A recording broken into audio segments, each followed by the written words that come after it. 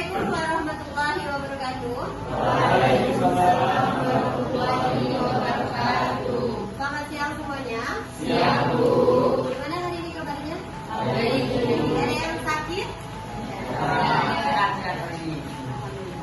Oke, sebelum mulai kegiatan hari ini, silakan satu orang untuk pimpin doa. Ketua kelasnya boleh? Siapa ketua kelas? Tidak ada? Boleh Indra, silakan dipimpin doa bersama.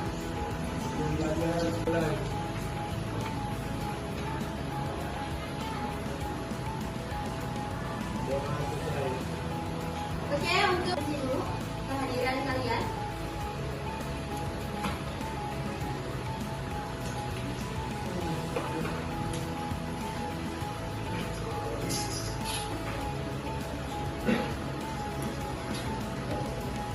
Aditya, Aziza, Alfia, Anjeli, Azila, Bagas, Bening, Dimas, Doni, Muhammad Ahmad,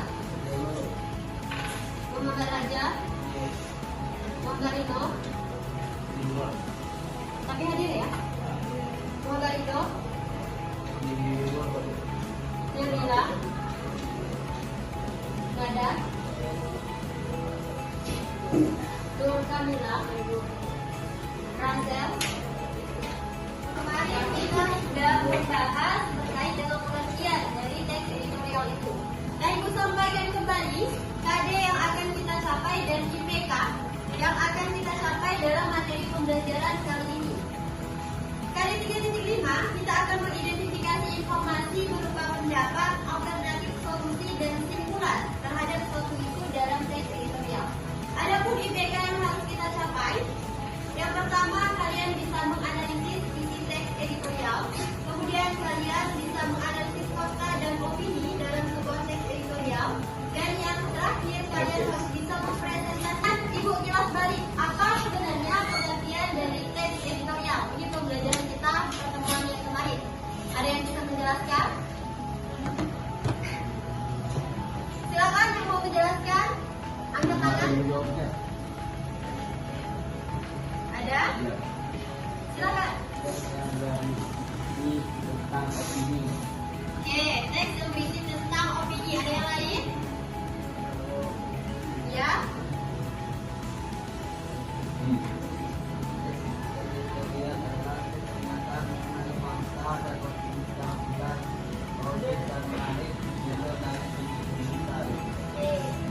Udah benar ya semuanya? Jadi teks editorial ini atau sering kita kenal sebagai tajuk rencana, itu adalah sebuah sikap, pandangan, atau pendapat dari penerbit terhadap masalah-masalah yang sedang dibicarakan oleh masyarakat. Kita lanjut. Ini ada contoh dari teks editorial yang udah Ibu sampaikan kemarin.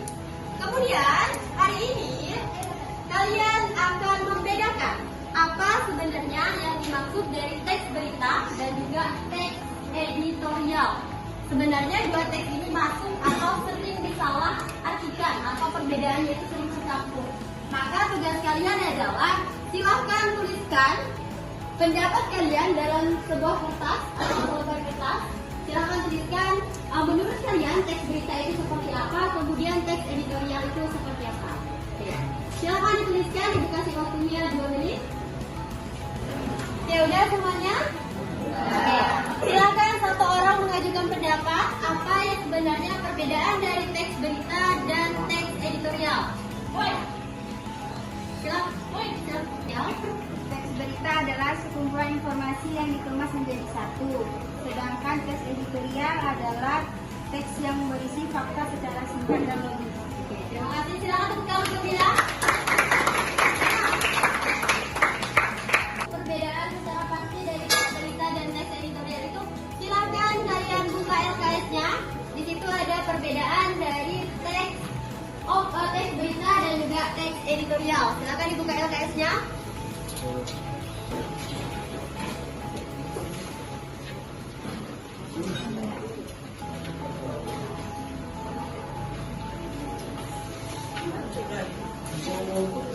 Udah?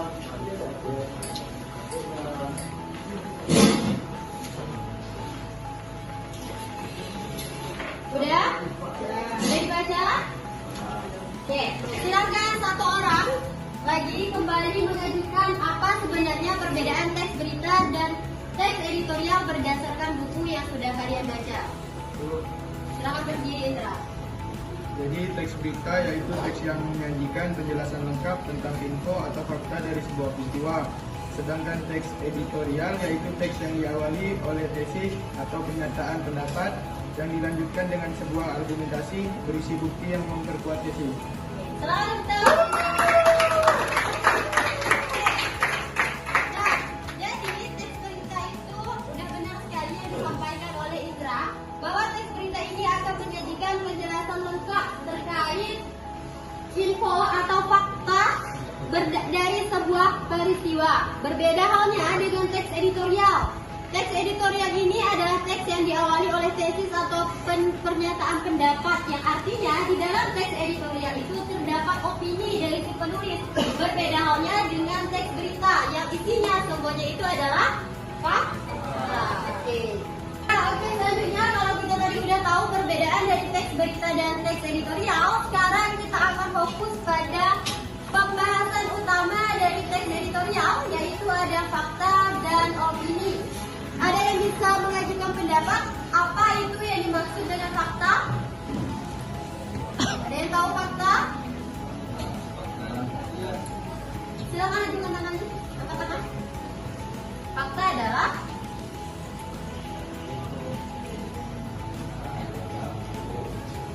siapa?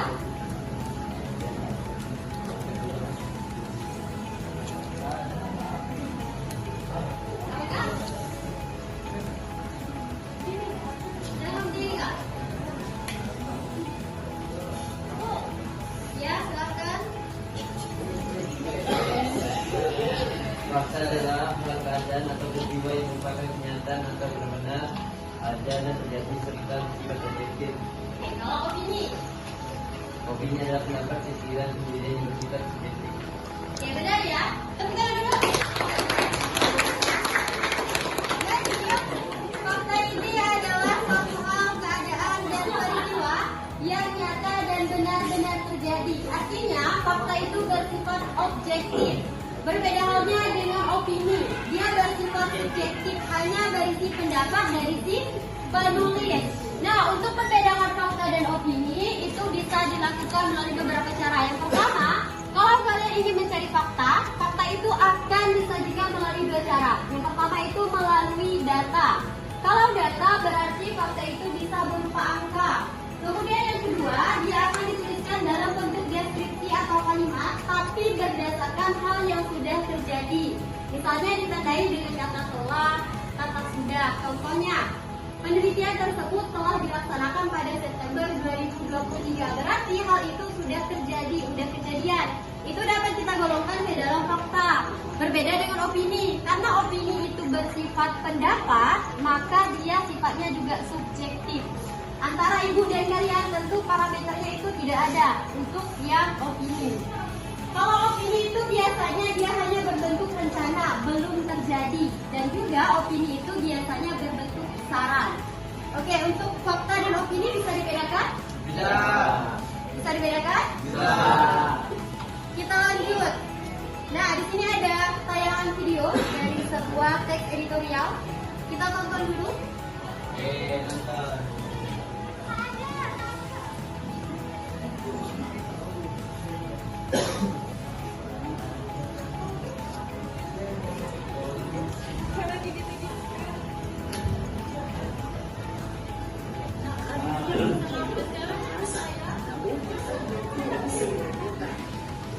Lalu, seberapa luas sebenarnya kualitas udara di Jakarta?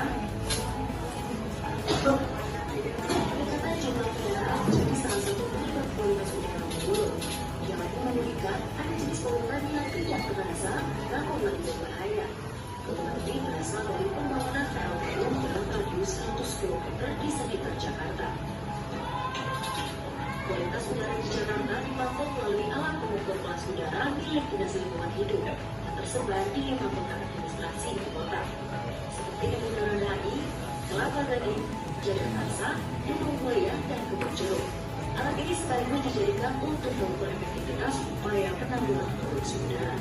Lalu, apa yang bisa kita lakukan? Selain penggunaan masker yang benar, kita bisa ikut mengurangi polusi udara, seperti tidak memakai sampah, mengurangi produk kemasan. Oke, kita udah menyaksikan tayangan video dari salah satu jenis teks editorial. Kemudian kita akan lanjut. Nah, di sini Ibu udah sajikan ada fakta dan opini dalam video editorial teror polusi udara Jakarta. Kita lihat yang bagian dari fakta. Faktanya itu yang pertama, polusi udara Jakarta tidak benar-benar terjadi. Kemudian opininya, polusi tidak bisa diremehkan walau efeknya tidak terasa. Kemudian peningkatan jumlah kendaraan menjadi penyebab utama. Dan yang terakhir, polutan dari pembangunan PLTU dinilai lebih mengerikan dan berbahaya. Itu bagian dari opini, artinya bahwa hal ini tidak dapat dibuktikan kebenarannya. Itu disebut sebagai opini. Kemudian ada lagi faktanya, kualitas udara Jakarta dipantau melalui alat pengukur kelas udara. Berarti ini udah masuk ke dalam fakta karena barangnya ada. Seperti kita tahu, fakta itu bersifat objektif. Dan yang terakhir, solusi atau saran-saran. Solusi atau saran-saran ini bisa masuk ke dalam opini. Menggunakan masker yang benar, tidak membakar sampah, mengurangi rokok, dan beralih ke moda transportasi publik untuk mengurangi polusi. Sampai di fakta dan opini bisa dibedakan? Bisa. Bisa dipahami? Bisa. Ada yang mau bertanya? Bisa. Kita lanjut. Oke, sekarang silakan kalian duduk berkelompok. Udah ada kelompoknya? Ya. Silakan Ibu kasih waktu 2 menit. Kalian silakan bergabung dengan kelompoknya masing-masing.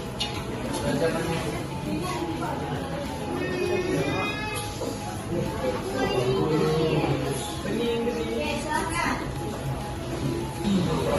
Udah ya? Udah semuanya udah bersama kelompoknya? Kalian bawa tes tadi Ibu suruh beri kemarin? Oke, nah sekarang silakan secara berkelompok kalian menjawab pertanyaan yang udah Ibu tuliskan. Dari teks ini nanti kalian harus menganalisis informasi yang terdapat dari teks ini. Kemudian kalian tuliskan fakta dan opini yang kalian temukan dalam teks tersebut. Bisa dipahami? Silakan mengerjakan sesuai dengan kelompoknya masing-masing.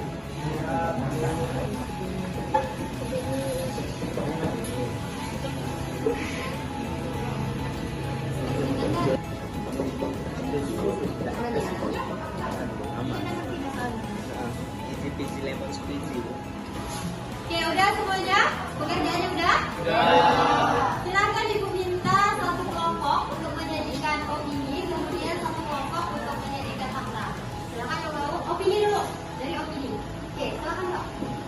Silakan kita. Assalamualaikum warahmatullahi wabarakatuh. Waalaikumsalam warahmatullahi wabarakatuh. Saya dari perwakilan kelompok 1 ingin menyampaikan hasil analisis kami. Tuh. Korupsi bukanlah musuh dalam halusinasi. Korupsi nyata, benar-benar nyata. Bahkan benar-benar dekat dalam kehidupan kita. Terus, kedua, keputusan KPK meneruskan proses hukum calon kepala daerah selama pilkada. Ialah langkah tepat, sangat tepat karena selaras dengan prinsip equality before law. Nah, Kita pertama dulu teman-temannya. Silakan satu kelompok lagi untuk menyampaikan fakta yang ada di dalam teks editorial tersebut. Silakan satu orang. Ya, Pak, silakan.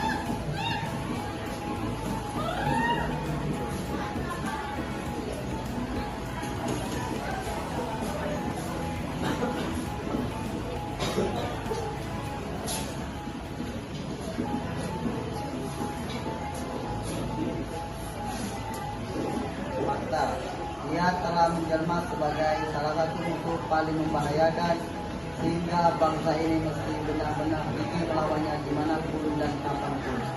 Ya, dan terima kasih. Tepuk